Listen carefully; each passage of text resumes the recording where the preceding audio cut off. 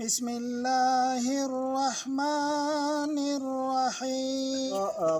څنګه پاته دی چې د پاکستان دپاره نن سبا خاص کر په 2020 کې ټول نه غوټ چیلنج کوم دی هغه د پولیو خاتمه ده. 17 نه 21 پورې به د پولیو کمپین وي او هر کور د به ټیم راسي.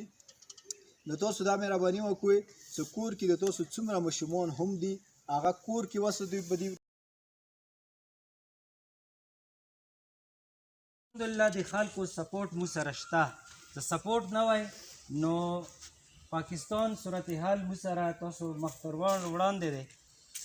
144 کیسز د مو 2019 کې مشمول هیلث ډپارټمنټ خدا ذمہوری دی چې تا کور ته مو چولې ته محله ته کلی ته ټیم درواستو.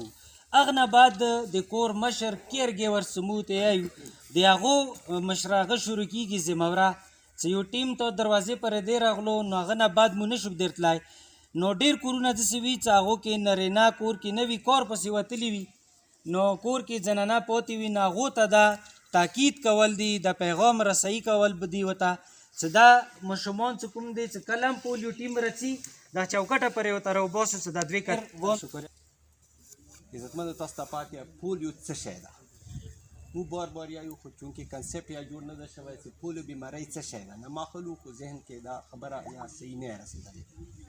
پولیو یوه داسې بیماري ده چې هغه یو جراثیم نه کېږي چې هغه ته یاد شي پولیو وایرس نه فورا هغه 200 ماشومانو ته نور لاګي. بیا که دا نورو حصو ته لګېدلي خپو ته لګېدلي وي لسونو ته لګېدلي هغه حسابه ټول عمر دپاره مزوله کېږي. تو سے د معمولی څه کیسې کولو نه دلته اطلاق نه د کومې کیسې دلته وشوې دا بل ځای کې کولو نه که چا بچي ته لږه فایده ورسېدله نو انشاءالله دې عجب به تاسو ته بال بچ ته خدای دې وکړي. عالمانو په دې باندې غاټې تفسیرې کړي دي چې دا د صحت لپاره بالکل دا جایزې دي او الله تعالی په دې کې شفا اچولی دی. دا څه چې تاسو ته داسې مساله راځي نو موږ کانټیکټ نمبر یې به تاسو سره وي.